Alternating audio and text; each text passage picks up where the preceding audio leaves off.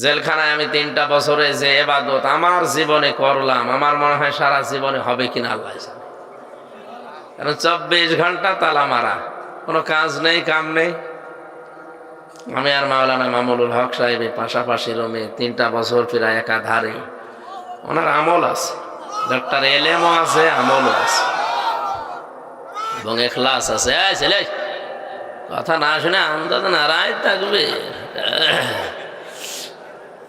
আমার শুধু শরীরে সাপোর্ট করছে না, তাই থাকবে আমিই দিতাম।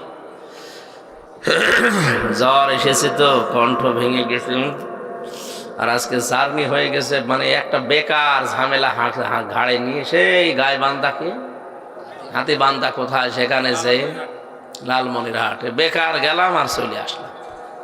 প্রায় 150-300 কিলোমিটার আমার ফাও গেছে, শরীর আমার এই জন্য আর সাপোর্ট দিচ্ছে না। আলেমদের ঈমান আমল বাড়াতে হবে।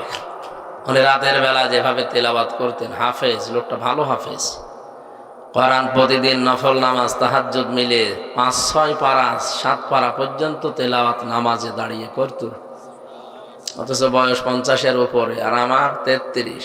তাই ওনার সাথে পাল্লা দিয়ে পারতাম না। আল্লাহ আলেমদের ইবাদত যেন বাড়িয়ে দেন।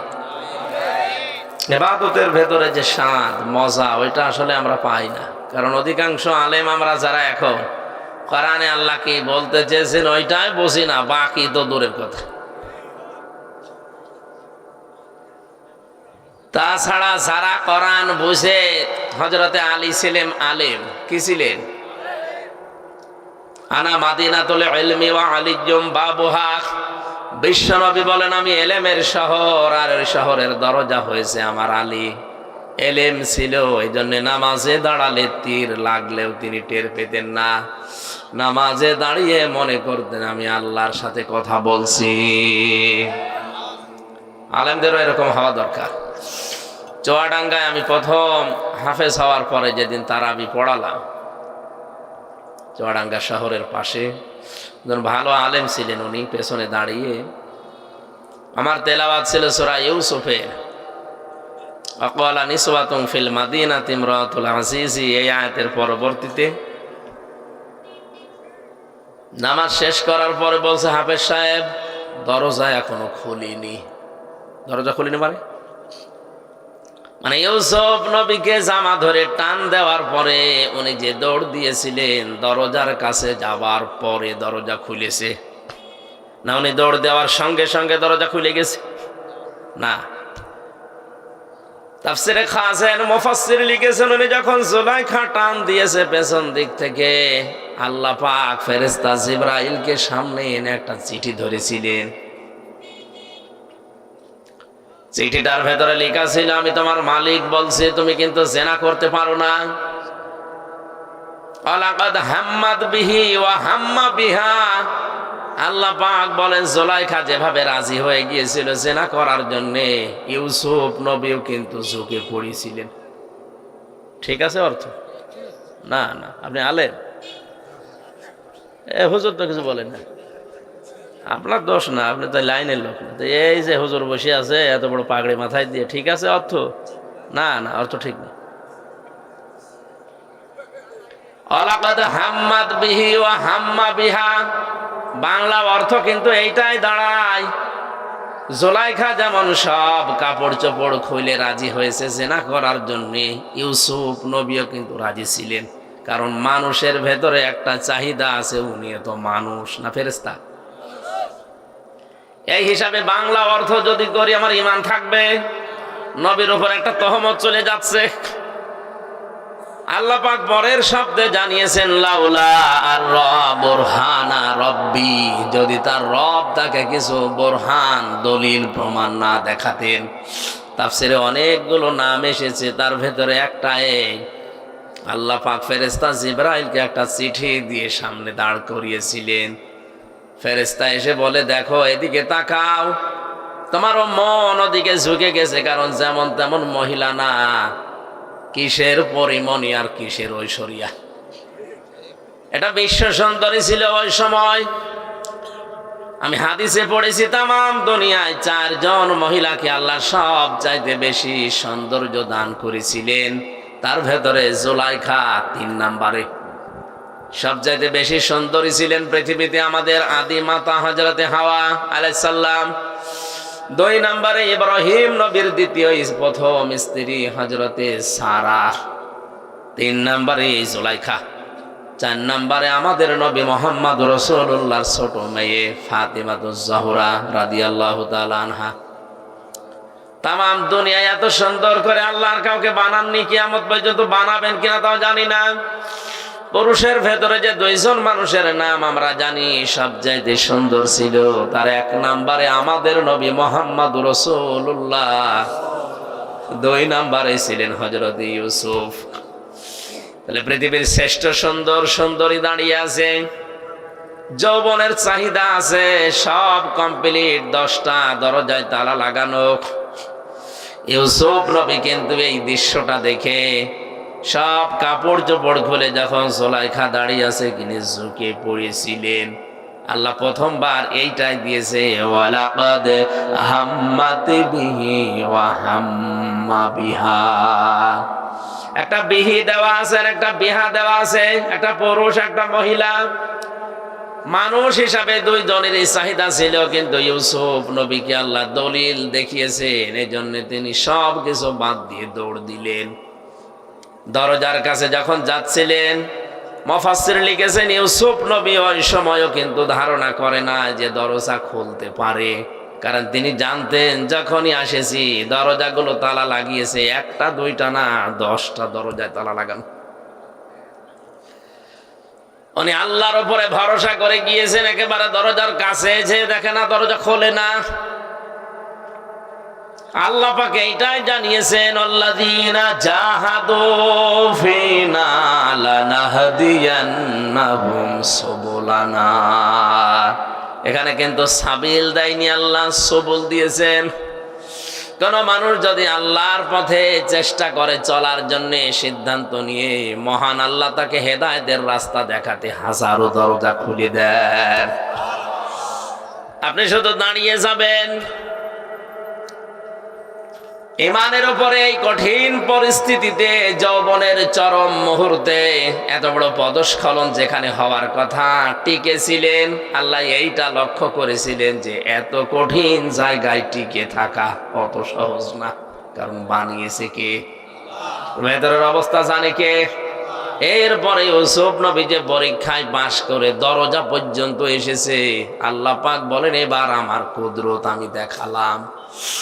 দরজার কাছে এসে উনি কয়েক সেকেন্ড দাঁড়িয়েও ছিলেন, পেছনের দিকে তাকিয়ে দেখে যে মহিলা পেছন থেকে টান দিয়েছিল জামা ছিঁড়ে তার হাতে 1 টুকরা চলে গেছে, ধরতে পারে নাই। ইউসুফ নবী পেছনে ঘুরে সামনে ঘুরে দেখলেন দরজা খুলে গেছে। আপনি যদি টিকে থাকতে পারেন, সর্বশেষ যে জায়গায় আপনার রাস্তা শেষ, ওখান থেকে আমার আল্লাহর রহমত শুরু হয়। ইন্নাল্লাযীনা ক্বালু রাব্বুনাল্লাহু সুম্মা ইসতাকামু তাতানাজ্জালু আলাইহিমুল মালাইকা। আল্লাহ পাক বলেন, কোন মানুষ যখন বলে আল্লাহ তুমি আমার রব, এ কথা বলার পরে টিকে থাকতে পারে, দৃঢ় হতে পারে, সিদ্ধান্ত নিয়ে অটল থাকতে পারবে, পৃথিবী একদিকে কিন্তু আমার রব একদিকে, এই মনে করে যারা ইমানের উপরে থাকতে পারে, তাতানাজ্জালু আলাইহিমুল মালাইকা, তাদের বিপদে আপদে আমি আল্লাহ ফেরেশতা নাযিল করে সাহায্য করি। দিনাজপুরবাসী কোরআনের এই আয়াতের দিকে তাকান। তাতানাজ্জালু এটা মোসারে, বর্তমান ভবিষ্যৎ, প্রেজেন্ট ফিউচার। মালাকুন 1 বছর, মালাইকা বহু বছর।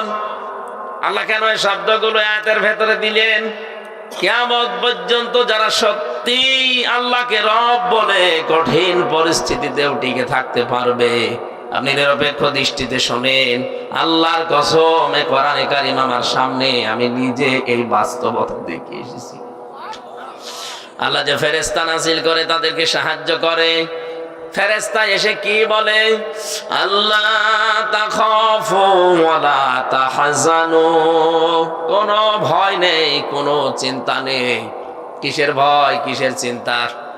হয়তো ওই লোকটা ওই সময় মারা যাওয়ার মুহূর্তে চিন্তা করতে পারে, আল্লাহ যে কঠিন জায়গায় আমি আছি, কঠিন পরিস্থিতিতে আছি, এ জায়গায় থাকা অবস্থায় যদি আমি মারা যাই, তাহলে আমার সন্তানের কি হবে, আমার স্ত্রীর কি হবে, আমার যে সম্পদের পাহাড় আছে, আমার বিভিন্ন ব্যবসা প্রতিষ্ঠান আছে, এগুলোর কি হবে, কে দেখবে? আল্লাহ পাক যেন কানে কানে ফেরেশতাদেরকে দিয়ে বলাই, বল তোর কোনো চিন্তা নেই, তুই চলে যা, তোর ওগুলো আল্লাহ দেখবে। এটা বলার কথা কারণও আছে। জেলখানাতে থাকার সময় এক কয়েদি, এক কারারক্ষী এসে বলছে, হুজুর একজনের ফাঁসি হওয়ার কথা, রাত 10টা 1 মিনিটে ফাঁসি। ওনারে মাগরিবের পরে বললাম, স্যার আপনার ফাঁসি হবে, আপনি প্রস্তুতি নেন। উনি বলছে, কারারক্ষী ভাই আর কয় ঘন্টা আছে? বলে এখনো 3 ঘন্টা। উনি বলে, দেখো 3টা ঘন্টা সময় নষ্ট করা দরকার নেই, আমি 2 ঘন্টা ঘুমালাম, তুমি আমারে ডেকে দিও। দিনাজপুরবাসী আমরা আছি কোন জগতে? তারাও তো এই জগতেরই মানুষ। মাত্র 3 ঘন্টা পরে যার ফাঁসি, সেই লোকটা বলছে 2 ঘন্টা পরে আমারে ডেকে দিও, আমি এখন ঘুমিয়ে গেলাম, অথচ তার ছেলে ঘুম হয়ে আছে।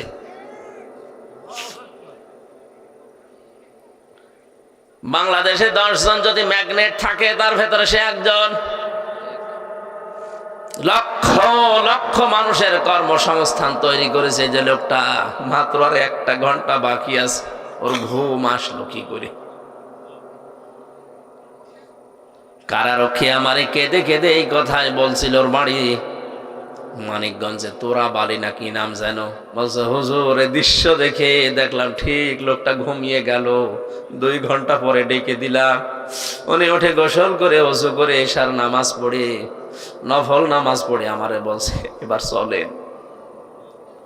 নতুন জামা কাপড় পরেছে, মনে হচ্ছে শ্বশুর বাড়ি যাবে। আল্লাহ পাক বলেন ফেরেশতাদের দিয়ে ওর কানের কাছে বলি, তোর কোনো চিন্তা নেই, তোর ছেলে গুম হয়েছে তাতে কি, তোর স্ত্রী আছে, তোর বিভিন্ন ব্যবসা প্রতিষ্ঠান আছে, সব আল্লাহ নিজের কুদরত দিয়ে দেখবে। আমি বিশ্বাসও করেছি, কারণ ওই অবস্থা না হলে কোনোদিন একটা মানুষ এই মুহূর্তে ফাঁসির দড়ির দিকে যাওয়ার কথা না, এমনকি 2টা ঘন্টা ওর ঘুমও আসার কথা না। জেলখানায় সবচাইতে বেশি লাগে আমি জানি এই 3টা বছরে ঘুমের বড়ি, কারণ ঘুম আসতে চায় না। 24 ঘন্টা তো কোনো কাজ কাম নেই, শুধু বসে থাকা। এই লোকটার কাছে যদি আল্লাহর এরকম কিছু না আসতো, বলেন আপনার বিবেক দিয়ে ওর ঘুম আসার কথা? আয়াতের পরবর্তীতে আল্লাহ বলেন, আবশিরু বিল জান্নাতিল্লাতী কুনতুম তুআদুন, জান্নাতের সুসংবাদ গ্রহণ করো, যার ওয়াদা আল্লাহ তোমাদের সাথে করেছে। দিনাজপুরবাসী আমি যেটা বোঝানোর জন্য পর্যন্ত এসেছিলাম, হযরতে ইউসুফ নবী কিন্তু চেষ্টা করার পরে আল্লাহর রহমত তিনি পেয়েছেন। কথা বলেন ঠিক কিনা? আর যে মানুষগুলোর নাম দেখলাম, আলেমগুলোর নাম এখানে লেখা আছে, আলেমদের ইবাদত বন্দেগী ওই পর্যায়ে যায় না, এই জন্য আল্লাহর কিছু আমরা দেখতেও পাই না। লাইলা ওয়া নাহারান ফিত তারফাইন ফাকাদ ক্বালা আল্লাহু তাআলা ফি কালামিহিল মাজিদ ওয়া বুরহানিহিত তাওহীদ। জবান খুলে পড়েন, আউযু বিল্লাহি মিনাশ শাইতানির রাজীম। বিসমিল্লাহির রহমানির রহিম।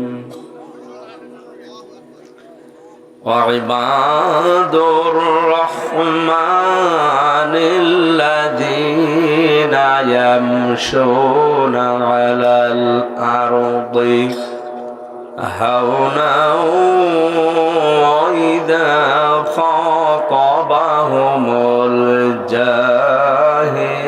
الجاهلون قالوا سلاما. وقال تعالى في آية أخرى يا أيها المدثر قم فأنذر صدقت يا ربنا.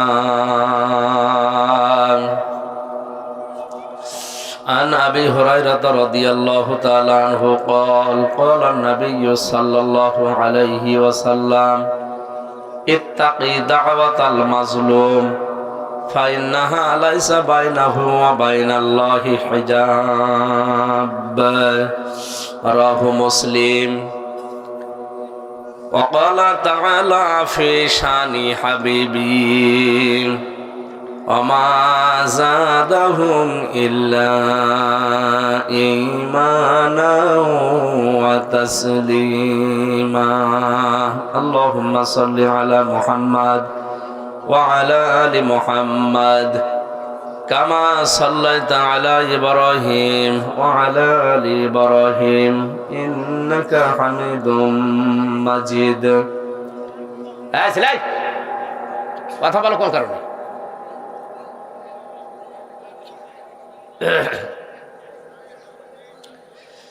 اللهم صل على محمد وعلى آل محمد كما صليت على إبراهيم وعلى آل إبراهيم إنك حميد مجيد. اللهم بارك على محمد وعلى آل محمد كما باركت على إبراهيم وعلى آل إبراهيم إنك حميد مجيد. খেয়ে না খেয়ে দিন প্রচারের কাজে নিজেকে দিয়ে বিলিয়ে তায়েফের কাফেরেরা চিনল না এ আলো, দুষ্ট ছেলেদের পিছু দিল লেলিয়ে। পাথরের আঘাতে ক্ষত বিক্ষত হয়ে সারা শরীর থেকে রক্ত ঝরে। হে রাসূল তোমাকে ভুলি আমি কেমন করে, হাজারো ব্যথা বেদনার পরে ফিরে আসনি তুমি আপন ঘরে। দিনের আলো তুমি ছড়িয়ে দিতে চলে গেলে মদিনায় মক্কা ছেড়ে। হে রাসূল তোমাকে ভুলি আমি কেমন করে। হেরার গোহায় তোমারই ধ্যান, আসমান থেকে নামে আল কোরআন। ভাঙলো সবার ভুল তোমারই পরে, আসলো কোরআনের ছায়া তলে। খালিদ ওমর আলী আবু বকর ইসলামী ঝান্ডা নিল যে তুলে। আল আমিন তুমি ছিলে চিরদিন সকল মানুষের তরে। হে রাসূল তোমাকে ভুলি আমি কেমন করে। আলহামদুলিল্লাহ। বাংলাদেশের ঐতিহ্যবাহী জেলা দিনাজপুর সদর থানার অন্তর্গত মোরাদপুর শাহী জামে মসজিদের 100 বছর পূর্তি উপলক্ষে ঐতিহাসিক তাফসিরুল কোরআন মাহফিলের স্বনামধন্য সভাপতি জনাব আলহাজ আনসার আলী, সহ সভাপতি শাহ মোহাম্মদ মহসিন রেজা, প্রধান অতিথি জনাব এমদাদ সরকার, আলহাজ তসলিম উদ্দিন সহ অন্যান্য মেহমান বৃন্দ, আরফানা লাকা যিকরক, এদের সম্মান মর্যাদা আছে, এই জন্যে কোরআনের অনুষ্ঠানে এদের নাম দিয়েছেন। এটা আমরা শুধু দুনিয়া না, মরণের পরে যে অনন্তকালের জীবন শুরু হবে ওখানেও যেন আল্লাহ রাব্বুল আলামিন তাদের নাম জান্নাতের ওই অনুষ্ঠানে রেখে দেন। জান্নাতের ভেতরে এরকম একটা অনুষ্ঠান আল্লাহ নিজেই করবেন, আর নিজে থাকবেন সভাপতি, বিশ্বনবী হবেন প্রধান অতিথি। দাউদ আলাইহিস সালাম, এই এত মোবাইল বাজেটা বন্ধ করে রাখেন।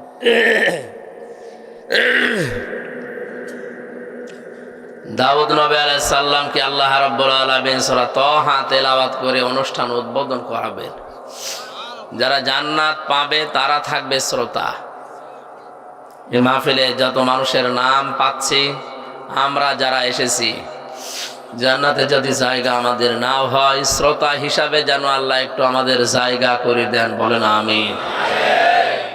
নবীজি তার নিজের কণ্ঠে সূরা রহমান তেলাওয়াত করবেন, মহান রব্বুল ইজ্জাত ওয়াল জালাল তার কুদরতের কণ্ঠে সূরা ইয়াসিন পড়ে শোনাবেন। 50 আলফা সানা মিম্মা তাউদ্দুন, দুনিয়া 1 2 কি আর যেভাবে গণনা করো, জান্নাতের অনুষ্ঠানে আল্লাহর কণ্ঠে কোরআনের এক একটা আয়াত শুনতে সময় লাগবে 50,000 বছর। ওই অনুষ্ঠানে আল্লাহ যেন আমাদের সত্যি একটু জায়গা করে দেন, বলেন আমিন। আলোচনা রাখলেন মাওলানা হারুনুর রশিদ, মাওলানা শরীফ উদ্দিন সহ নাম না জানা অন্যান্য ওলামায়ে কেরাম। মঞ্চে বসা বড় ভাই আলহাজ আরজান আলী, হাফেজ আবু বকর সিদ্দিক সহ নাম না জানা সম্মানিত ওলামায়ে কেরাম। এই পৃথিবীতে সবচাইতে বেশি ভয় আল্লাহকে করে আলেমরা। কারা? বলেন বলেন, আলেম কারা? এ নিয়ে আমাদের দ্বিধাদ্বন্দ্ব আছে। ইমাম ইবনে তাইমিয়া রহমতুল্লাহ আলাইহি বলে, 3টা গুণ আলেমের ভেতরে থাকা বাঞ্ছনীয়, থাকতেই হবে। 1 নম্বরে, যে আলেম দাবি করবে সে আল্লাহর কোরআন নিয়ে চিন্তা ভাবনা করবে। বাংলাদেশ সহ বিশ্বে আজ কোরআনে কারিম নিয়ে গবেষণা চিন্তা ভাবনা দিন দিন বাড়ছে না কমছে? না না, কোথায় বাড়তেছে? এত বড় একটা মুসলমানের দেশ, 96% মানুষ, এখানে আমরা মুসলমান, কোরআনের গবেষণাগার দেশে আছে? নেই। এই দেশে গবেষণা হয় লালনের জীবনী নিয়ে, কত মন গাঁজা খাইয়েছে, এই গবেষণা করে ডক্টরের ডিগ্রি দেশ। কোরআনের একটা আয়াত নিয়ে গবেষণাগার এ দেশে তৈরি হয় না, আফসোস আমাদের জন্য। কথা বলেন ঠিক কিনা? আমরা আহ্বান জানাবো, শুধু 564টা মসজিদ নয়, এর পাশাপাশি কোরআনে কারিমের গবেষণাগার এর পাশেই গড়ে তোলে, যেন অন্তত আলেম যারা কিয়ামতে পরিচয় দিতে পারে যে আমি আলেম ছিলাম। এত মর্যাদা আলেমদের, কিয়ামতে আল্লাহ যখন বিচার করবে সবার সামনে আলেমের বিচার হবে না, পর্দা দিয়ে টাঙিয়ে গোপনে বিচার করবে। মর্যাদাটা এই কারণে, কারণ এরা আর সাধারণ মানুষ নেই, এরা হয়ে গেছে নবীর ওয়ারিস, উত্তরাধিকারী। এখন আলেম শুধু নামের আগে লেখা আছে মাওলানা মুফতি, কোরআনে কারিম নিয়ে কোনো চিন্তা ভাবনা নেই, আর সেরকম সিস্টেমও আমাদের দেশে নেই। এখানে যারা অন্তত নিজের উদ্যোগে হোক, প্রাতিষ্ঠানিক উদ্যোগে হোক, যে কোনো কায়দায় আমরা যেন কোরআন কেন্দ্রিক জীবন যাপন করি, কোরআনের ভেতরে যেন আমরা প্রবেশ করি। 2 নম্বর, আলেম যারা, তাদের ইবাদত বন্দেগী বাড়বে। জেলখানায় আমি 3টা বছরে যে ইবাদত আমার জীবনে করলাম, আমার মনে হয় সারা জীবনে হবে কিনা আল্লাহ জানে। কারণ 24 ঘন্টা তালা মারা, কোনো কাজ নেই, কাম নেই। আমি আর মাওলানা মামুনুল হক সাহেব পাশাপাশি রুমে 3টা বছর প্রায় একাধারে। ওনার আমল আছে, ডক্টর এলেমও আছে, আমলও আছে এবং ইখলাস আছে। ছেলে কথা না শুনে আন্দাজ নারায় থাকবে। আমার শুধু শরীরে সাপোর্ট করছে না, তাই একবার আমিই দিতাম। জ্বর এসেছে তো, কণ্ঠ ভেঙে গেছে, আর আজকে জার্নি হয়ে গেছে, মানে একটা বেকার ঝামেলা ঘাড়ে নিয়ে সেই গায়ে বান্দাকে, হাতি বান্দা কোথায় সেখানে যে লালমনিরহাটে বেকার গেলাম আর চলে আসলাম। প্রায় 150-300 কিলোমিটার আমার ফাও গেছে, শরীর আমার এই জন্য সাপোর্ট দিচ্ছে না। আলেমদের এমান আমল বাড়াতে হবে। উনি রাতের বেলা যেভাবে তেলাওয়াত করতেন, হাফেজ, লোকটা ভালো হাফেজ, কোরআন প্রতিদিন নফল নামাজ তাহাজ্জুদ মিলে 5-6 পারা 7 পারা পর্যন্ত তেলাওয়াত নামাজে দাঁড়িয়ে করত, অথচ বয়স 50-এর উপরে, আর আমার 33। তাই ওনার সাথে পাল্লা দিয়ে পারতাম না। আল্লাহ আলেমদের ইবাদত যেন বাড়িয়ে দেন। ইবাদতের ভেতরে যে স্বাদ মজা, ওইটা আসলে আমরা পাই না, কারণ অধিকাংশ আলেম আমরা যারা এখন কোরআনে আল্লাহ কি বলতে চেয়েছেন ওইটাই বুঝি না, বাকি তো দূরের কথা। তাছাড়া যারা কোরআন বুঝে, হযরতে আলী ছিলেন আলেম, কি ছিলেন? আনা মাদিনাতুল ইলমি ওয়া আলিয়্যুম বাবুহা। বিশ্বনবী বলেন আমি এলেমের শহর, আর ওই শহরের দরজা হয়েছে আমার আলী। এলেম ছিল, এই জন্য নামাজে দাঁড়ালে তীর লাগলেও তিনি টের পেতেন না। নামাজে দাঁড়িয়ে মনে করতেন আমি আল্লাহর সাথে কথা বলছি। আলেমদেরও এরকম হওয়া দরকার। চুয়াডাঙ্গায় আমি প্রথম হাফেজ হওয়ার পরে যেদিন তারাবি পড়ালাম, চুয়াডাঙ্গা শহরের পাশে একজন ভালো আলেম ছিলেন, উনি পেছনে দাঁড়িয়ে আমার তেলাওয়াত ছিল সূরা ইউসুফের, আকালা নিসওয়াতুন ফিল মাদিনাতি ইমরাতুল আজিজি, এই আয়াতের পরবর্তীতে নামাজ শেষ করার পরে বলছে, হাফেজ সাহেব দরজা এখনো খুলিনি। দরজা খুলিনি মানে ইউসুফ নবীকে জামা ধরে টান দেওয়ার পরে উনি যে দৌড় দিয়েছিলেন, দরজার কাছে যাবার পরে দরজা খুলেছে না, উনি দৌড় দেওয়ার সঙ্গে সঙ্গে দরজা খুলে গেছে না। তাফসীরে খাসেন মুফাসসির লিখেছেন, উনি যখন জুলাইখা টান দিয়েছে পেছন দিক থেকে, আল্লাহ পাক ফেরেশতা জিবরাইলকে সামনে এনে একটা চিঠি ধরেছিলেন। চিঠিটার ভেতরে লেখা ছিল, আমি তোমার মালিক বলছি তুমি কিন্তু জেনা করতে পারো না। আলাকাদ হাম্মাদ বিহি ওয়া হাম্মা বিহা। আল্লাহ পাক বলেন জুলাইখা যেভাবে রাজি হয়ে গিয়েছিল জেনা করার জন্য, ইউসুফ নবীও কিন্তু ঝুঁকে পড়েছিলেন। ঠিক আছে অর্থ? না না, আপনি আলেম, হুজুর তো কিছু বলেন না, আপনার দোষ না, আপনি তো লাইনের লোক না। তো এই যে হুজুর বসে আছে এত বড় পাগড়ি মাথায় দিয়ে, ঠিক আছে অর্থ? না না, অর্থ ঠিক না। আলাকাদ হাম্মাদ বিহি ওয়া হাম্মা বিহা, বাংলা অর্থ কিন্তু এইটাই দাঁড়ায়।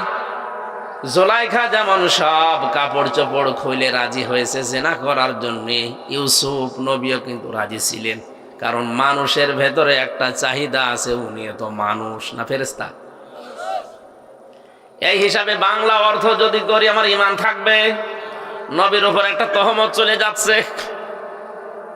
আল্লাহ পাক পরের শব্দে জানিয়েছেন, লাউলা আর বুরহানা রব্বি, যদি তার রব তাকে কিছু বুরহান দলিল প্রমাণ না দেখাতেন। তাফসীরে অনেকগুলো নাম এসেছে, তার ভেতরে একটা এই আল্লাহ পাক ফেরেশতা জিবরাইলকে একটা চিঠি দিয়ে সামনে দাঁড় করিয়েছিলেন। ফেরেশতা এসে বলে, দেখো এদিকে তাকাও। তোমারও মন ওদিকে ঝুঁকে গেছে, কারণ যেমন তেমন মহিলা না, কিসের পরিমণি আর কিসের ঐশ্বরিয়া। এটা বিশ্ব সুন্দরী ছিল ওই সময়। আমি হাদিসে পড়েছি তামাম দুনিয়ায় 4 জন মহিলাকে আল্লাহ সব চাইতে বেশি সৌন্দর্য দান করেছিলেন, তার ভেতরে জুলাইখা 3 নম্বরে। সবচাইতে বেশি সুন্দরী ছিলেন পৃথিবীতে আমাদের আদি মাতা হযরতে হাওয়া আলাইহিস সালাম। 2 নম্বরে ইব্রাহিম নবীর দ্বিতীয় প্রথম স্ত্রী হযরতে সারা। 3 নম্বরে জুলাইখা। 4 নম্বরে আমাদের নবী মুহাম্মদ রাসূলুল্লাহর ছোট মেয়ে ফাতিমাতুজ জাহরা রাদিয়াল্লাহু তাআলা আনহা। তামাম দুনিয়ায় এত সুন্দর করে আল্লাহর কাউকে বানাননি, কিয়ামত পর্যন্ত বানাবেন কিনা তাও জানি না। পুরুষের ভেতরে যে 2 জন মানুষের নাম আমরা জানি সবচাইতে সুন্দর ছিল, তার 1 নম্বরে আমাদের নবী মুহাম্মদ রাসূলুল্লাহ, 2 নম্বরে ছিলেন হযরত ইউসুফ। তাহলে পৃথিবীর শ্রেষ্ঠ সুন্দর সুন্দরী দাঁড়িয়ে আছে, যৌবনের চাহিদা আছে, সব কমপ্লিট, 10টা দরজায় তালা লাগানো। ইউসুফ নবী কিন্তু এই দৃশ্যটা দেখে সব কাপড় চোপড় খুলে যখন জুলাইখা দাঁড়িয়ে আছে তিনি ঝুঁকে পড়েছিলেন। আল্লাহ প্রথমবার এইটাই দিয়েছে, ওয়ালাকাদ হাম্মাত বিহি ওয়া হাম্মা বিহা। একটা বিহি দেওয়া আছে আর একটা বিহা দেওয়া আছে, একটা পুরুষ একটা মহিলা। মানুষ হিসাবে 2 জনেরই চাহিদা ছিল, কিন্তু ইউসুফ নবীকে আল্লাহ দলিল দেখিয়েছেন, এই জন্য তিনি সব কিছু বাদ দিয়ে দৌড় দিলেন। দরজার কাছে যখন যাচ্ছিলেন, মুফাসসির লিখেছেন ইউসুফ নবী ওই সময়ও কিন্তু ধারণা করে না যে দরজা খুলতে পারে, কারণ তিনি জানতেন যখনই আসেছি দরজাগুলো তালা লাগিয়েছে, 1টা 2টা না, 10টা দরজায় তালা লাগানো। উনি আল্লাহর উপরে ভরসা করে গিয়েছেন, একেবারে দরজার কাছে এসে দেখে না দরজা খোলে না। আল্লাহ পাক এইটাই জানিয়েছেন, আল্লাযীনা জাহাদু ফিনা লানাহদিয়ান্নাহুম সুবুলানা। এখানে কিন্তু সাবিল দেয়নি, আল্লাহ সবুল দিয়েছেন। কোন মানুষ যদি আল্লাহর পথে চেষ্টা করে চলার জন্য সিদ্ধান্ত নিয়ে, মহান আল্লাহ তাকে হেদায়েতের রাস্তা দেখাতে হাজারো দরজা খুলে দেন। আপনি শুধু দাঁড়িয়ে যাবেন। ইমানের উপরে এই কঠিন পরিস্থিতিতে, যৌবনের চরম মুহূর্তে, এত বড় পদস্খলন যেখানে হওয়ার কথা, টিকেছিলেন। আল্লাহ এইটা লক্ষ্য করেছিলেন যে এত কঠিন জায়গায় টিকে থাকা অত সহজ না, কারণ বানিয়েছে কে? ভেতরের অবস্থা জানে কে? এরপরে ইউসুফ নবী যে পরীক্ষায় পাশ করে দরজা পর্যন্ত এসেছে, আল্লাহ পাক বলেন এবার আমার কুদরত আমি দেখালাম। দরজার কাছে এসে উনি কয়েক সেকেন্ড দাঁড়িয়েও ছিলেন, পেছনের দিকে তাকিয়ে দেখে যে মহিলা পেছন থেকে টান দিয়েছিল জামা ছিঁড়ে তার হাতে 1 টুকরা চলে গেছে, ধরতে পারে নাই। ইউসুফ নবী পেছনে ঘুরে সামনে ঘুরে দেখলেন দরজা খুলে গেছে। আপনি যদি টিকে থাকতে পারেন, সর্বশেষ যে জায়গায় আপনার রাস্তা শেষ, ওখান থেকে আমার আল্লাহর রহমত শুরু হয়। ইন্নাল্লাযীনা ক্বালু রাব্বুনাল্লাহু সুম্মা ইসতাকামু তাতানাজ্জালু আলাইহিমুল মালাইকা। আল্লাহ পাক বলেন, কোন মানুষ যখন বলে আল্লাহ তুমি আমার রব, এ কথা বলার পরে টিকে থাকতে পারে, দৃঢ় হতে পারে, সিদ্ধান্ত নিয়ে অটল থাকতে পারবে, পৃথিবী একদিকে কিন্তু আমার রব একদিকে, এই মনে করে যারা ইমানের উপরে থাকতে পারে, তাতানাজ্জালু আলাইহিমুল মালাইকা, তাদের বিপদে আপদে আমি আল্লাহ ফেরেশতা নাযিল করে সাহায্য করি। দিনাজপুরবাসী কোরআনের এই আয়াতের দিকে তাকান। তাতানাজ্জালু এটা মোসারে, বর্তমান ভবিষ্যৎ, প্রেজেন্ট ফিউচার। মালাকুন 1 বছর, মালাইকা বহু বছর। আল্লাহ কেন এই শব্দগুলো আয়াতের ভেতরে দিলেন?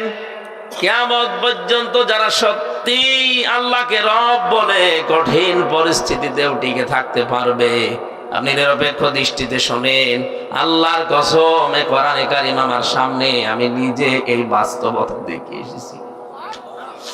আল্লাহ যে ফেরেশতা নাযিল করে তাদেরকে সাহায্য করে, ফেরেশতা এসে কি বলে? আল্লাহ তাখাফু ওয়ালা তাহজানু, কোনো ভয় নেই, কোনো চিন্তা নেই। কিসের ভয়, কিসের চিন্তা? হয়তো ওই লোকটা ওই সময় মারা যাওয়ার মুহূর্তে চিন্তা করতে পারে, আল্লাহ যে কঠিন জায়গায় আমি আছি, কঠিন পরিস্থিতিতে আছি, এ জায়গায় থাকা অবস্থায় যদি আমি মারা যাই, তাহলে আমার সন্তানের কি হবে, আমার স্ত্রীর কি হবে, আমার যে সম্পদের পাহাড় আছে, আমার বিভিন্ন ব্যবসা প্রতিষ্ঠান আছে, এগুলোর কি হবে, কে দেখবে? আল্লাহ পাক যেন কানে কানে ফেরেশতাদেরকে দিয়ে বলাই, বল তোর কোনো চিন্তা নেই, তুই চলে যা, তোর ওগুলো আল্লাহ দেখবে। এটা বলার কথা কারণও আছে। জেলখানাতে থাকার সময় এক কয়েদি, এক কারারক্ষী এসে বলছে, হুজুর একজনের ফাঁসি হওয়ার কথা, রাত 10টা 1 মিনিটে ফাঁসি। ওনারে মাগরিবের পরে বললাম, স্যার আপনার ফাঁসি হবে, আপনি প্রস্তুতি নেন। উনি বলছে, কারারক্ষী ভাই আর কয় ঘন্টা আছে? বলে এখনো 3 ঘন্টা। উনি বলে, দেখো 3টা ঘন্টা সময় নষ্ট করা দরকার নেই, আমি 2 ঘন্টা ঘুমালাম, তুমি আমারে ডেকে দিও। দিনাজপুরবাসী আমরা আছি কোন জগতে? তারাও তো এই জগতেরই মানুষ। মাত্র 3 ঘন্টা পরে যার ফাঁসি, সেই লোকটা বলছে 2 ঘন্টা পরে আমারে ডেকে দিও, আমি এখন ঘুমিয়ে গেলাম। অথচ তার ছেলে ঘুম হয়ে আছে।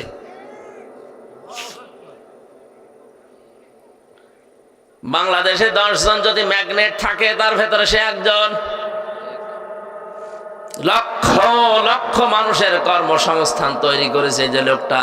মাত্র আর 1টা ঘন্টা বাকি আছে, ওর ঘুম আসলো কি করে?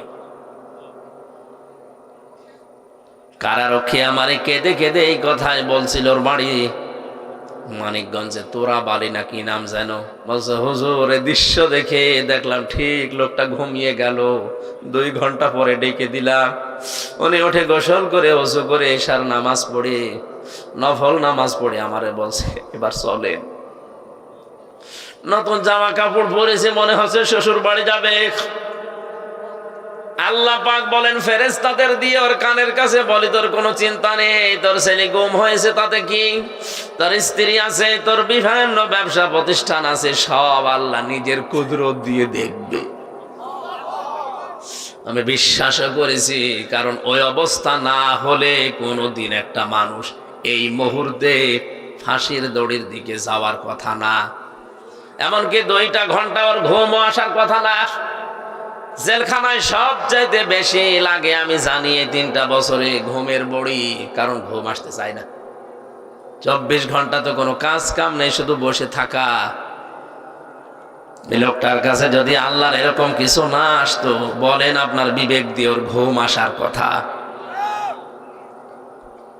আয়াতের পরবর্তীতে আল্লাহ বলেন, আবশিরু বিল জান্নাতিল্লাতী কুনতুম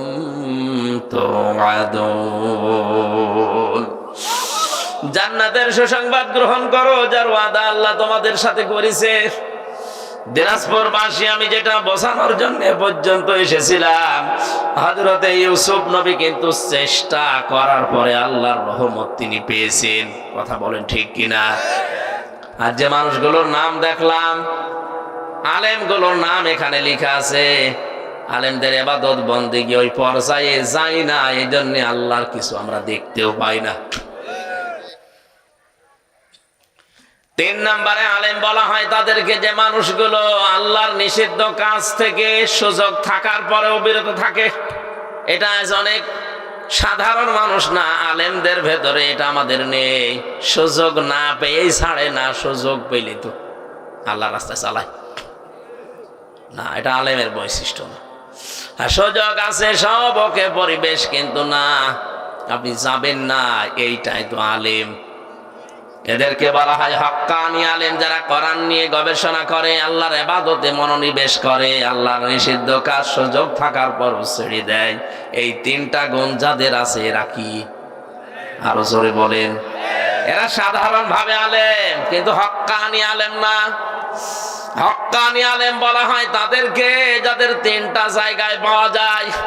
ইমাম ইবনে তাইমিয়া এর পরে লিখেছেন, আজ বাংলাদেশের 48,000 দরবার থেকে আওয়াজ আসে যে আমার দরবার হক দরবার, এইটাই হক্কানি দরবার। আরে হক্কানি দরবার হতে হলে, হক্কানি আলেম দাবি করলে আপনাকে 3টা জায়গায় পাওয়া যাবে। ইমাম ইবনে তাইমিয়া বলেন, হক্কানি আলেমদেরকে আপনি যদি দেখতে চান, তাহলে কবরে যান, মাটির নিচে পাবেন। কথা বলেন না কেন? ইমাম আবু হানিফা কি ছিলেন? হক্কানি আলেম। কি ছিলেন? জেলখানায় 8 বছর জেলে থাকার পরে তাকে বিষ দিয়ে মেরে ফেলেছে। ইমাম মালিক রহমতুল্লাহ আলাইহি 42 দিন রিমান্ডে ছিলেন। তার এই হাত বাহু থেকে ডিসকানেক্ট হয়ে গিয়েছিল, যে পেছনে বেঁধে রাখে হ্যান্ডকাপ দিয়ে। আমিও প্রায় 11 ঘন্টা পেছনে হ্যান্ডকাপ দিয়ে চোখ বেঁধে মাথায় দড়ি দিয়ে টাঙিয়ে রেখেছিল 11 ঘন্টা। দুপুর 2টা থেকে শুরু করে রাত 11টা পর্যন্ত। নামাজও ওই শুধু ইশারায়। কোন জায়গায় যেন নিয়ে গেল কিছুই জানি না। মাঝে মাঝে আওয়াজ আসে, খাড়া হন। আমি তো খাড়া হয়ে আছি, কারণ মাটিতে আমার পা নেই। বলেন তো, আমি আর যাই হয়ে দেশে একজন পরিচিত মানুষ কিনা? কথা বলেন না কেন? আমার নামের আগে অন্তত ভাঙ্গাচোরা একটা আলেম লেখা আছে কিনা? আপনি নিজেও জানেন যে কারণে নিয়ে আসলাম, এই কারণের সাথে কিছুই নেই। কোন কারণে আপনি পেছনে হ্যান্ডকাপ দিয়ে, তা ওটা লাগলে আবার হাত কেটে যায়। মাজায় দড়ি দিয়ে মনে হচ্ছে কুকুর শ্রীগাল গরুর গলায় দড়ি দিয়ে নিয়ে যাচ্ছে। আল্লাহ এই দৃশ্য দেখে না, কারণ উনি এখন অন্ধ। হ্যাঁ, 3 নম্বরে হক্কানি আলেম আমরা জানি মোসাদ্দেদে আল ফেসানি রহমতুল্লাহ আলাইহি। আমি যত হক্কানি আলেমের জীবনী পড়েছি অধিকাংশ দেখবেন এখন মাটির নিচে। 2 নম্বরে হক্কানি আলেম পাওয়া যায় জিহাদের ময়দানে। 3 নম্বরে পাওয়া যায় সালেমের জেলখানা।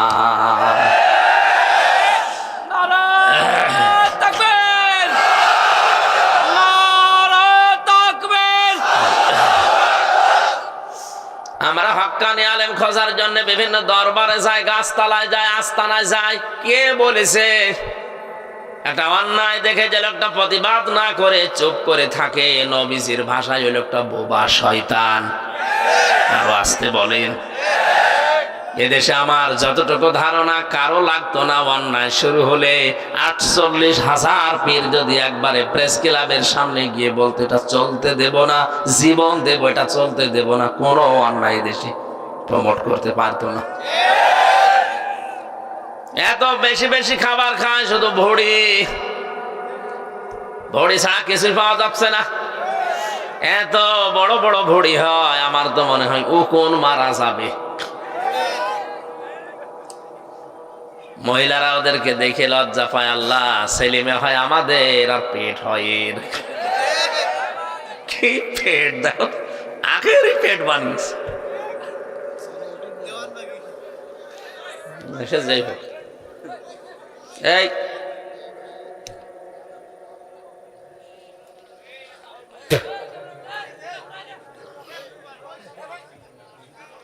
ঠিক আছে। জ্বরের বড়ি খেয়ে আসলাম তো, গার ভেতরে ঘেমে সব চলে যাচ্ছে। আবার বাতাস করলে তো ঝামেলা, গলা বসে যাবে।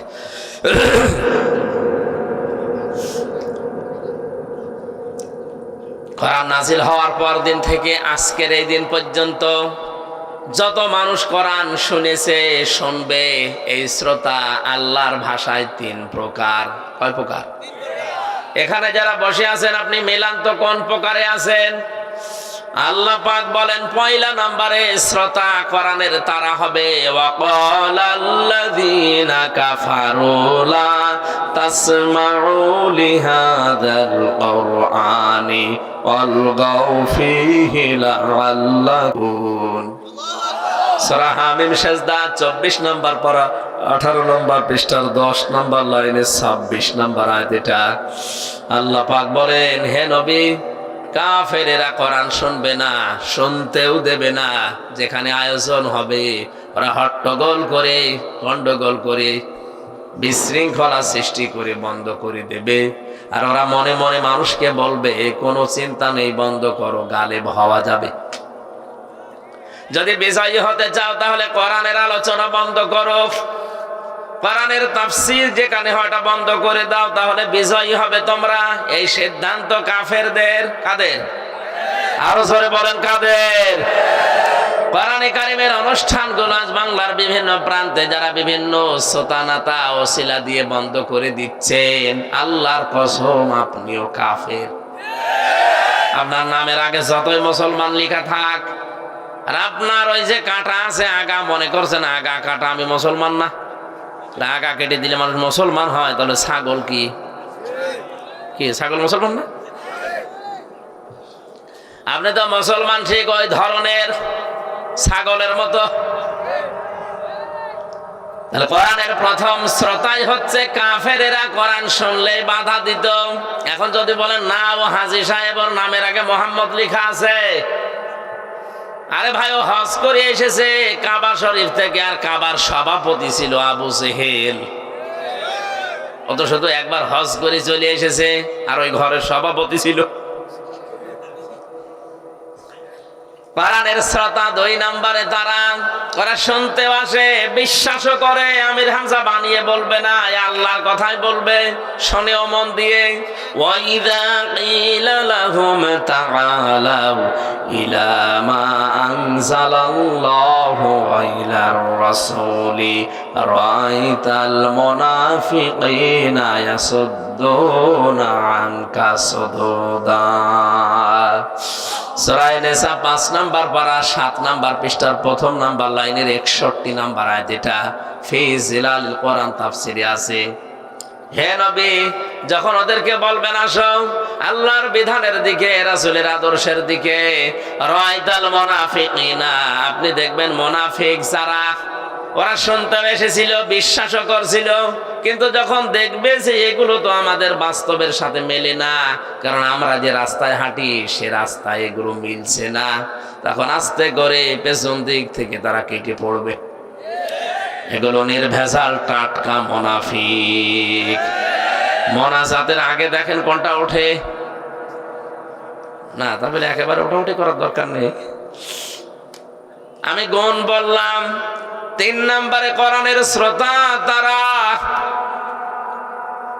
আল্লাহ পাক বলেন ইন্নামাল মুমিনুনা আল্লাযীনা ইযা যুকিরাল্লাহু ওয়াজিলাত কুলুবুহুম ওয়া ইযা তুলিয়াত আলাইহিম আয়াতুহু যাদাতুহুম ঈমানা ওয়া আলা রাব্বিহিম ইয়াতাওয়াক্কালুন। সূরা আনফালের 2 নম্বর আয়াত। এখানে একটা তথ্য আছে, এই ভালো করে শুনুন, বাইরে যে গীবত করবেন না। মত পার্থক্য থাকতে পারে এই আয়াতের ব্যাপারে আলেমদের, কিন্তু একটা মত তো আপনি নিতেই পারেন।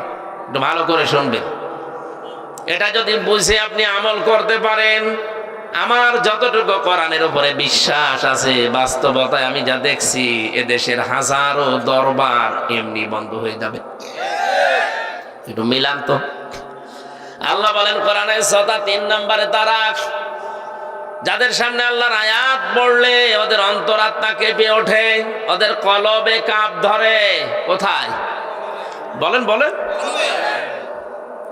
ওয়াইদা তুলিয়াত আলাইহিম আয়াতুহু যাদাতুহুম ঈমানা।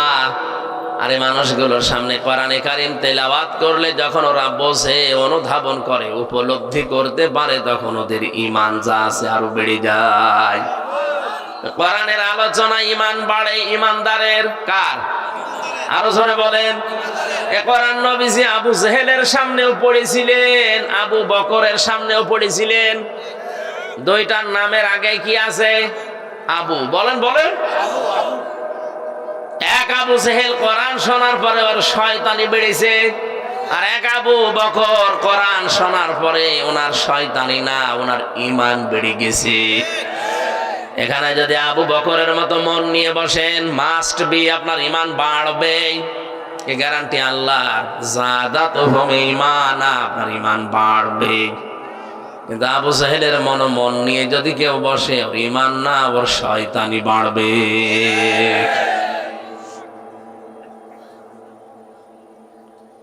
আমরা জানি পৃথিবীতে যদি কাউকে জিনে ধরে, ভূতে ধরে, পরিতে ধরে, আমরা দেখি তাকে সূরা নাস, ফালাক, আয়াতুল কুরসি পড়ে ফু দিলে চলে যায়।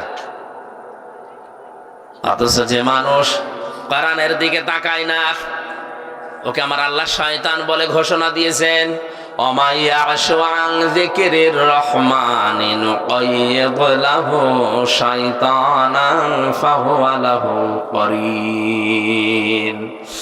সূরা যুখরুফের ভেতরে আছে 25 পারার 11 পৃষ্ঠার প্রথম লাইনে আছে, আল্লাহ পাক বলেন আমার কোরআন থেকে যে লোকটা মুখ ফিরিয়ে নেয় আমি আল্লাহ ওর পেছনে একটা শয়তান নিযুক্ত করে দেই। ও আর শয়তান তখন পার্থক্য থাকে না, দুইটাই এক হয়ে যায়। একটু খেয়াল করেন, শয়তান আল্লাহর বিধান লঙ্ঘন করেছে একটা, কয়টা বলেন না কেন? কিন্তু আল্লাহর বিধানের বাইরে নতুন করে কোনো আইন বা বিধান ও বানায়নি। আল্লাহ বলেছিলেন সেজদা দেয়নি, এতটুকুই। কথা বলে না কেন? ওকে আল্লাহর আইনের বিরুদ্ধে নতুন করে কোনো আইন বানিয়েছে? বলেন না।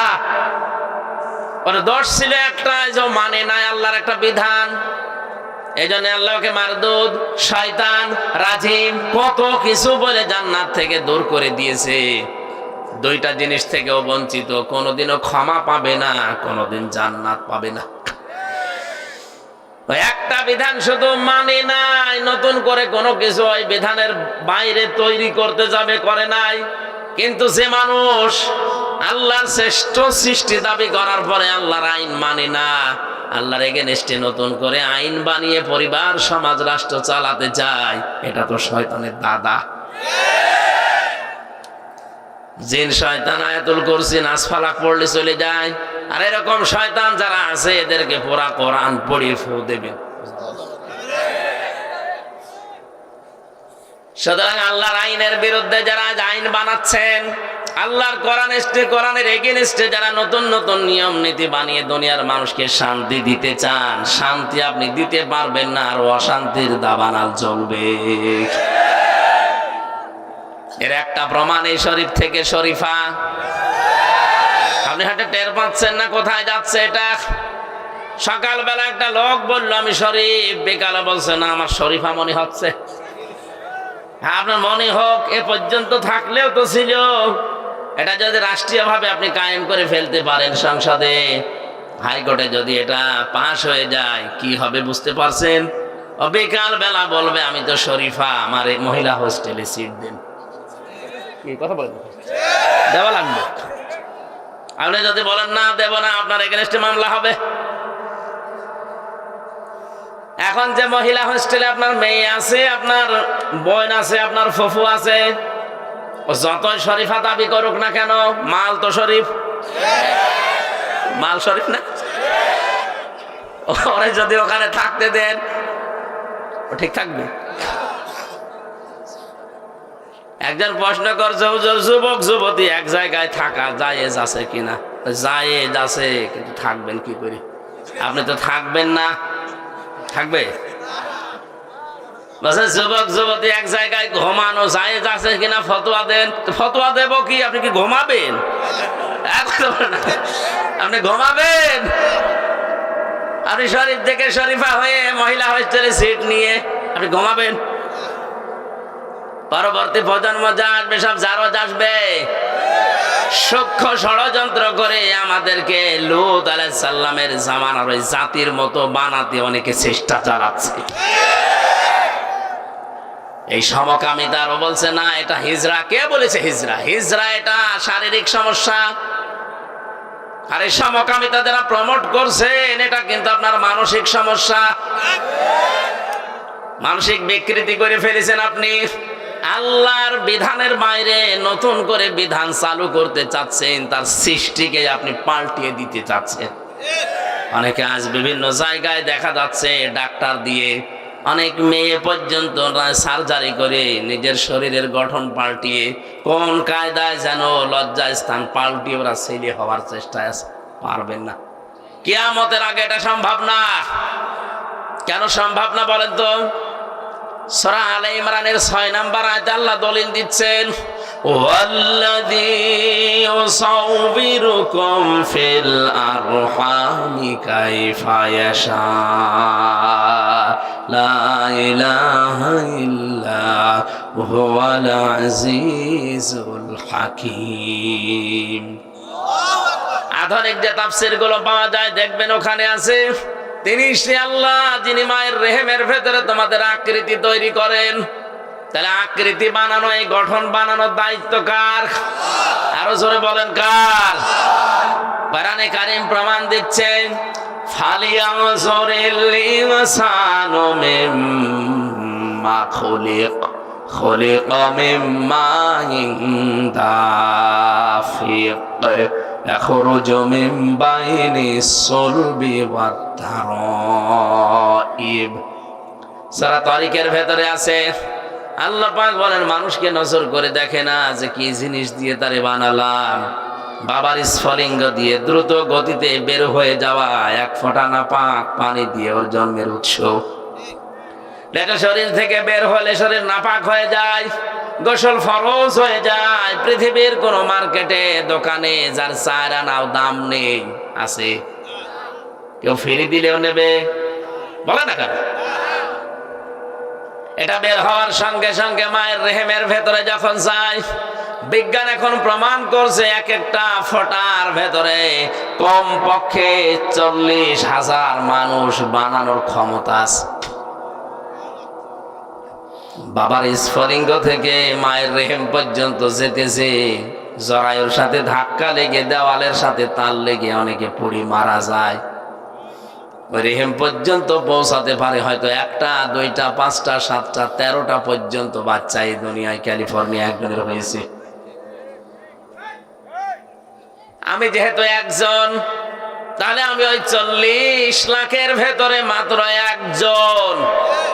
কথা বলেন। আল্লাহ দয়া করে ওই জায়গা থেকে আমারে পৌঁছিয়ে দিলেন।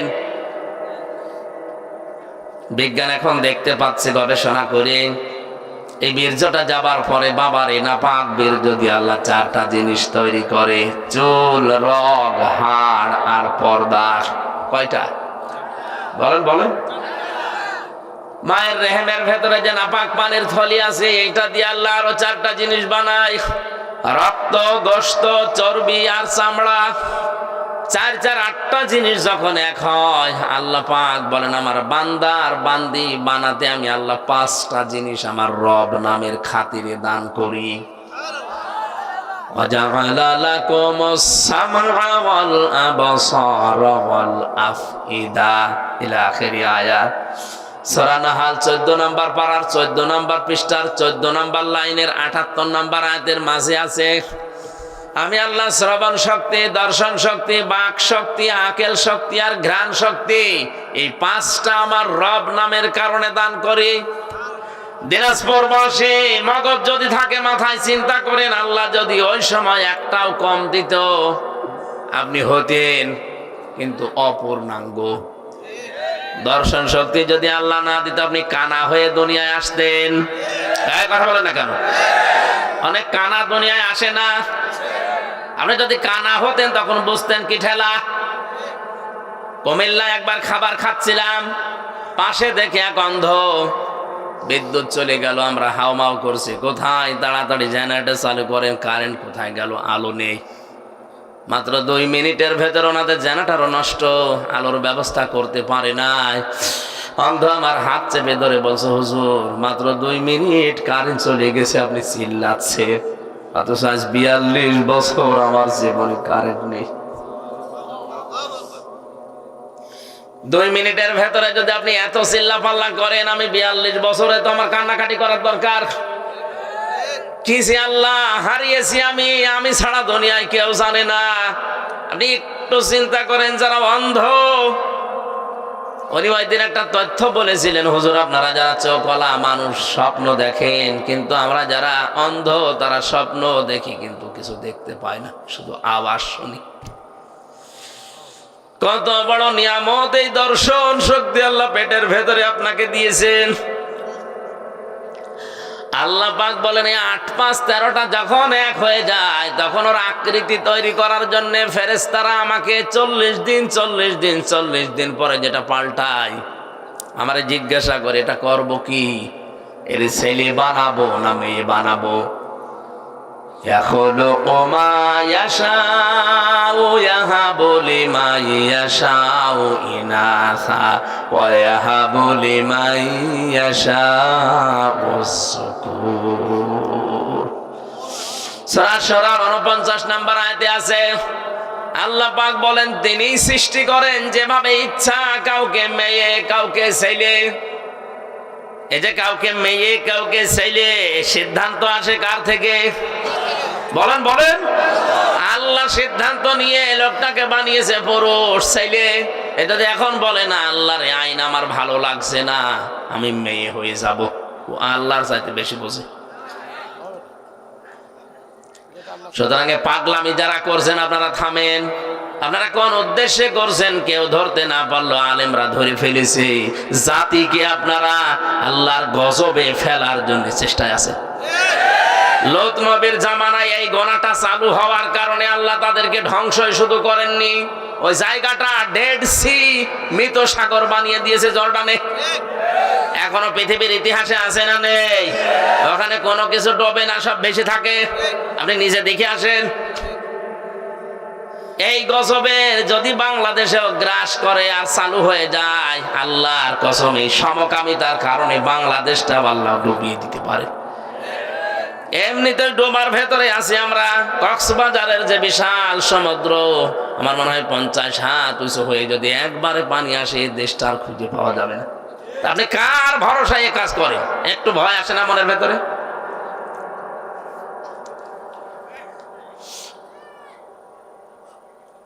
আমার ভাইরা, কোরআন কারীম থেকে তাফসীর আকারে যে কথাগুলো বলার জন্য আপনারা লিখে দিয়েছেন তাফসীরুল কোরআন মাহফিল, আমি 2 জায়গা থেকে 2 রকম আয়াত পড়েছি। রহমানের বান্দা কারা দুনিয়াতে তাদের 12টা গুণ অর্জন করা লাগে, আর বিশ্ব নবী মুহাম্মদুর রাসূলুল্লাহকে আল্লাহ সতর্ককারী হিসাবে কি করতে পাঠালেন। এই যে মাস চলছে শাবান মাস, এই মাসেও কিছু সতর্কীকরণ আছে, কিছু কাজ আছে। আমরা অনেকেই মনে করি সবে বরাত মানে এই শাবান মাস, না। এখানে প্রায় 5টা শিক্ষা আমাদের দেওয়ার জন্য শাবান মাস বছরে বছরে আসে। আজ আমার 33 বছর বয়স, প্রতি বছরে মাসটা কিন্তু আমার জীবন থেকে চলে যায়, একটা শিক্ষাও আমরা নিতে পারি না। হ্যাঁ নিয়েছি, শুধু খাওয়া। কথা বলেন না কেন? এদেশের যত ইবাদত বন্দেগী আমরা দেখতে পাচ্ছি অধিকাংশগুলোই খাওয়া ভিত্তিক। সবে বরাতে খাওয়া, সবে কদরে খাওয়া, সবে মেরাজে খাওয়া, মানুষ মরে গেলে খাওয়া, জন্ম হলে খাওয়া। এই কথা বলছেন, খাওয়া ছাড়া কোন ইবাদত আছে আপনি দেখান? নেই। আর মুসলমানদের আর কিছু জানা না থাক, কি করে খাওয়া লাগে 2 নাম্বারই করে, এইটা ভালো জানে। যে থাকা অবস্থায় আমার দাদা মারা গিয়েছিল, একবার বলছিল একটা গল্প। এক লোক মুসলমান, খ্রিস্টান আর ইহুদি 3 জন মিলে বন্ধুত্ব করে দোস্তি করে বেড়াতে গেছে। সন্ধ্যাবেলায় 3টা 4টা রুটি কিনে বলছে আমরা খেয়ে নেই। 3 জন 3টা খেয়ে আর একটা আছে। ইহুদি খ্রিস্টান বলছে আমরা তো এখন খেলাম, এটা রেখে দাও, পরে ক্ষুধা লাগলে খাওয়া যাবে। মুসলমান বলছে না, আসো টেনে ছিঁড়ে ভাগ করে খেয়ে ফেলি, ওর ধান্দা শুধু খাওয়া। খ্রিস্টান বলছে না, এখন ঘুমাও, রাতের বেলা ঘুমের ভেতরে যে আশ্চর্য স্বপ্ন দেখবে সেই রুটি খাবে। মুসলমান বলছে এবার ঠিক আছে, ঘুমাও। ওরা 2 যখন ঘুমিয়েছে, ও উঠে রুটি খেয়ে মুখ মুছিয়ে এবার ঘুমিয়েছে। ইহুদি ডাক দিয়ে বলো ভাইরা ওঠো, আমি আশ্চর্য স্বপ্ন দেখলাম। কি? আমি দেখি আমার নবী মুসা আলাইহিস সালাম 6ষ্ঠ আসমানে আমারে ডাক দিল, উম্মত তোর উপরে আমি খুশি। ওই যে রুটি আছে তুই খাবি। এত উপরে নিয়ে আমার নবী যদি আমারে বলতে পারে এ রুটি আমার, রুটি আছে। খ্রিস্টান বলছে তোমার স্বপ্ন হইল। আমার নবী ঈসা আমারে ডাক দিয়ে বুকের সাথে বুক মিলিয়েছে, কপালে চুমা দিয়ে বলে উম্মত তোর জীবনের উপরে আমি খুশি, ওই যে রুটি আছে তুই খাবি। রুহুল্লাহ বলা হয় যাকে এত বড় পাওয়ারফুল নবী, বাবা ছাড়া দুনিয়ায় এসেছে, এই নবী আল্লাহর ছেলে বলে আমরা জানি। সুতরাং রুটি আমার। মুসলমান তো ওঠে নাও, জেগে ঘুমাচ্ছে। আরে চিমটি দিয়ে তুলেছে, ওঠ, রুটি আর নেই। অত জানে রুটি আছে কি নেই। শেষে ওইটা বলছে তোমাদের স্বপ্ন আমি সব শুনেছি, এটা স্বপ্ন হইল। তোমরা যখন ঘুমিয়ে আছো আমি দেখি বিশাল এক দৈত্য দানব বড় এক মগর নিয়ে আমার সামনে এসে বলছে, এই মুসলমান জীবন যদি বাঁচাতে চাস রুটি খা। আমি করব কি, জীবন বাঁচানোর তাকিদে রুটি খেয়ে ফেলিস। ইহুদি খ্রিস্টান বলে, ভাই এত বড় বিপদ গেল ডাকতে পারলে না, ডাকবো কি করে? একজন আছে প্রথম আসমানে আর একজন ষষ্ঠ আসমানে, আমি তো খুঁজে পাইনি। খাওয়া কি করে লাগে আমরা অন্য কিছু না জানলে এই ধান্দাটা ভালো জানি, খালি খাওয়া খাওয়ার উপরেই চলছে। অথচ মুসলমানদের যে দুইটা দিবস আমরা জানি, ঈদুল আজহা ঈদুল ফিতরে শুধু খাওয়া না, আগে খাওয়াবেন এরপরে খাবেন। কি ঈদুল ফিতরে আপনি নিজে 1 মাস রোজা রাখার পরে মরণের খাওয়া খাবেন, হবে না। আগে সাকাত দেন, ফিতরা দেন, দান করেন, সেমাই কিনে দেন, গরিব মানুষ খাবে, হাসবে, ওর হাসি দেখে আপনি হাসবেন। ঈদুল আজহাতেও তা জবাই করে আপনি পশু খেয়ে ফেলবেন, হবে না। আগে গরিবকে পৌঁছিয়ে দেন, গরিবের সন্তানগুলো খাবার খাবে, হাসবে, ওর আনন্দ দেখে আপনি আনন্দ করবেন। তাহলে ইসলামের ইবাদত হচ্ছে আগে ত্যাগ এরপরে ভোগ। বলেন না কেন? এ বাকি বাদ দিয়ে আর যা আছে আপনি তাকান, আগে ত্যাগ না আগে ভোগ? খালি খাবো নেব খাবো নেব, এই নতুন নতুন দিবস তৈরি হয় আর খালি খাওয়া বাড়ে। এই যে কয়েকদিন আগেও একটা দিবস, কয়েকদিন পরে আসবে 14ই ফেব্রুয়ারি, এটাও একটা দিবস অনেকে বানিয়েছে। এই দিবসে খালি খাবো নেব খাবো নেব। কথা বলে দেখা। ও আর 25 মিনিট আছে। এনাকে অনেকে এখানে টাকা পয়সা 1 বছর ধরে গুছিয়েছে, উনি ওই শরীফাকে ফুল কিনে দেবে। এ দিবস মুসলমানদের জন্য না, মুসলমানদের দিবস শুধুমাত্র ওই 2টা। কান খাড়া করে শোনেন, যত বড় গুরুত্বপূর্ণ মানুষ আপনার জীবন থেকে হারিয়ে যাক, সর্বনিম্ন আপনি শোক পালন করবেন 3 দিন। কয়দিন বলেন বলেন? হ্যাঁ, মহিলার যদি স্বামী মারা যায় 4 মাস 10 দিন, সেটা আলাদা। পৃথিবীতে আর যারা যায় হারায়, সে মা হোক বাবা হোক ছেলে হোক মেয়ে হোক নেতা হোক, যদি হারিয়ে যায় মারা যায়, তার জন্য শোক পালন করার সর্বোচ্চ কয়দিন? আর আমরা এমন মানুষ হারায়, তার জন্য শোক চলছে, কিয়ামত পর্যন্ত চলবে, তাও শোক শেষ হবে না। কোন জায়গা থেকে আপনি ইসলাম নিয়েছেন? আমি আশা করছি আপনার বিবেকের দরজায় ধাক্কা লাগবে। এরপরেও যদি আপনার কিছুই মনে না হয়, আমার মনে হয় আপনার বিবেকের উপরে উপরে পোশাক করেছে। অবশ্য ঠিক, ঠিক আছে, আপনার বিবেকটা খুলবে তো ইনশাআল্লাহ। আল্লাহ রাব্বুল আলামিন 3 নম্বরে যেটা বলতে চেয়েছিলেন, যাদাতহুম ঈমানা, তাদের ঈমান বেড়ে যায়। তাহলে আল্লাহর আইন মানে নাই, কিন্তু নতুন করে আইন আর বানায়নি, এজন্য আল্লাহ তাকে মারদুদ, রাজিম, শয়তান, বের হয়ে যা, দূর হয়ে যা, ক্ষমা পাবি না, জান্নাত পাবি না, এত কথা বলেছে কোরআনে। আর যে মানুষ আল্লাহর আইন মানে না, আল্লাহর আইনের বিরুদ্ধে নতুন করে আইন বানায়, বলেন তো এটা আল্লাহর কাছে শয়তানের চাইতেও খারাপ কিনা? আমি আর নিচে নামলাম না, এরপরেও আপনি না বোঝার ভান করে আছেন, আমি জানি, কিন্তু যারা বোঝার তারা বুঝেছি। আয়াতের মূল শব্দ ছিল কি? অজিলাত কুলুবুহুম। অজিলাত মানে ধাক্কা দেয়, কাঁপন ধরে। কুলুবুহুম তাদের কলব। এই ভালো করে শোনেন, মানুষের কলব আমরা অনেকেই মনে করি কলব আছে বাম স্তনের 2 আঙ্গুল নিচে। এই কারণে পীর সাহেবরা জিকির দিলে বলে ধাক্কা দাও, কি বলে না? এই যে কফ লাম বা কলবুন, কলব শব্দের শাব্দিক অর্থ কোরআনে কারিমে আমার আল্লাহ বিস্তারিত দিয়েছেন। লাহুম কুলুবুন লা ইয়াফকাহুনা বিহা। এটা সূরা আরাফে আছে ৯ নাম্বার পারা ১৩ নাম্বার পৃষ্ঠার ২ নাম্বার লাইনের ১৭৯ নাম্বার আয়াতের মাঝে আছে। আল্লাহ বলেন এদের কলব আছে, হৃদয় আছে, কিন্তু চিন্তা নেই। কি নেই বলেন বলেন? এই কোন দিকে তাকিয়ে আছো? কি করা লাগবে? আরে ভাই ঠিক আছে, আমার সব মনে আছে। আগে ভালো করে শোনেন, আমি প্রশ্ন করবো পরে। যদি বলতে না পারেন আপনি এখানে বসাচ্ছেন।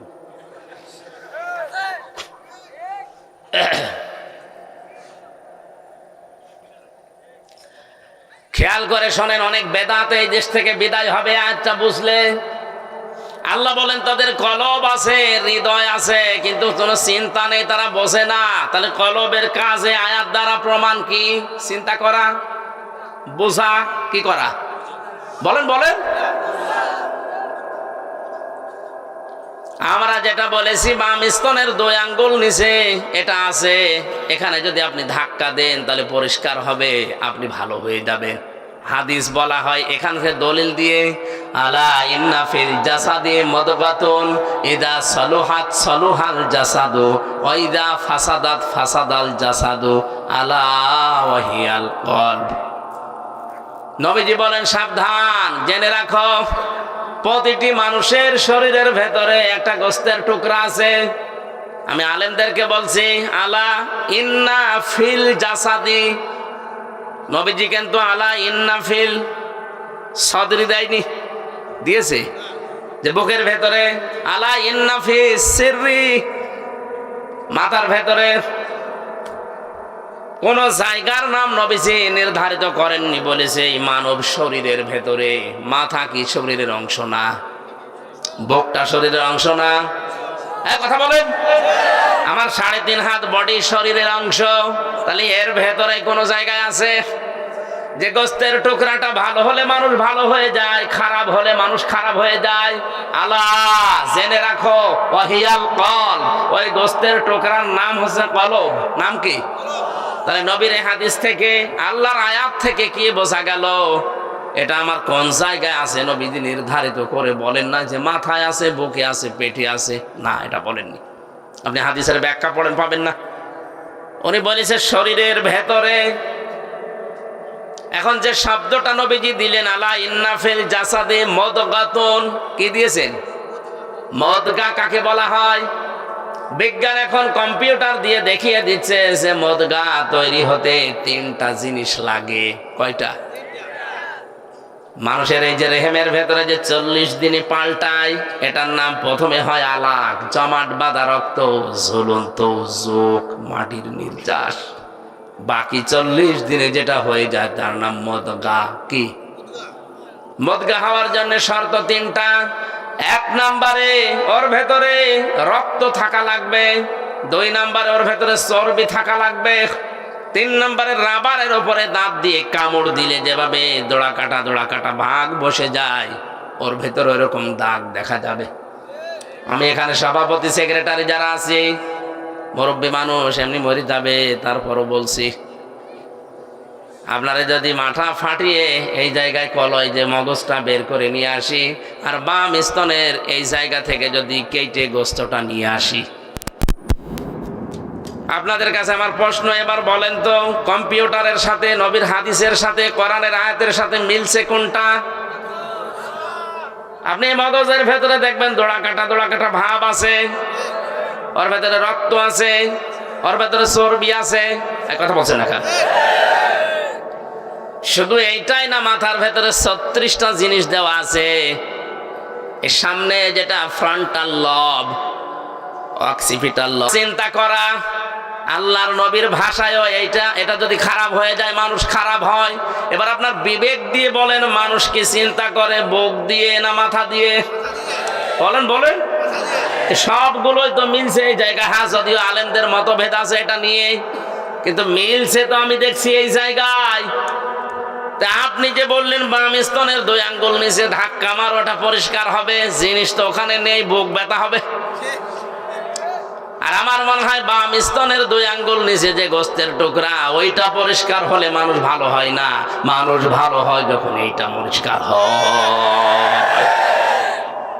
আজ এইটা পরিষ্কার নেই এই জন্য ঘুষ খায়, এইটা পরিষ্কার নেই এই জন্য জেনা করে, এইটা পরিষ্কার নেই এই জন্য আল্লাহর বিরুদ্ধে আইন বানায়। এটা পরিষ্কার থাকলে জীবনের কাজ করতে পারতো না। কোরআনের শ্রোতা 3 নম্বরে তারা যারা কলব ধাক্কা দেয়, ঝালঝালা পয়দা হয়, শরীরের পশমগুলো খাড়া হয়ে যায়। ওয়াইজা সামিউ মা উনজিলা ইলার রাসূলি তারা আ'য়ুনাহুম তাফিদু মিনাদ দাম'i মিম্মা আরাফু মিনাল হক ইয়াকুলুনা রাব্বানা আমান্না ফাকতুবনা মা'আশ শাহিদিন। সূরা মায়েদা 7 নম্বর আর 1 নম্বর পৃষ্ঠার 1 নম্বর লাইনের 83 নম্বর আয়াত এটা। হে নবী, আপনি যখন কোরআন শোনাবেন মানুষদেরকে, যারা আপনার বক্তব্য বুঝতে পারবে, উপলব্ধি করবে, দেখবেন ওদের চোখ দিয়ে পানি পড়ছে। কোরআনের আলোচনায় সবার চোখে পানি আসে না, আমরা তো বুঝেই না হাতে পানি আসবে কি করে। কোরআনের শ্রোতাদের বৈশিষ্ট্য 3 নম্বর এটা, ওয়ালা রাব্বিহিম ইয়াতাওয়াক্কালুন। কোরআন শুনে বুঝে উপলব্ধি করে বাড়ি যাওয়ার সময় সিদ্ধান্ত নেয়, জীবন চলে গেলেও আল্লাহর উপরে ভরসা আমি শেষ করব না। জোরে বলেন সুবহানাল্লাহ। তাহলে আমরা কোরআনের 1 নম্বর শ্রোতা হতে চাই না, 2 নম্বরও না, 3 নম্বরটা হতে চাই। কথা বলেন। এই কোরআন থেকে আমরা তেলাওয়াত করলাম সূরা মুদ্দাসসিরের মাত্র 2টা আয়াত।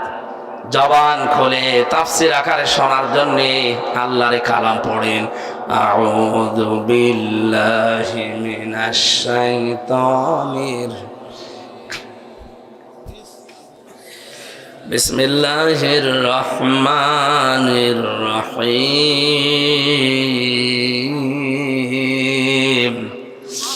ইয়া আইয়ুহাল মুদ্দাসসির কুম ফাআনযির। এ পর্যন্ত থাক।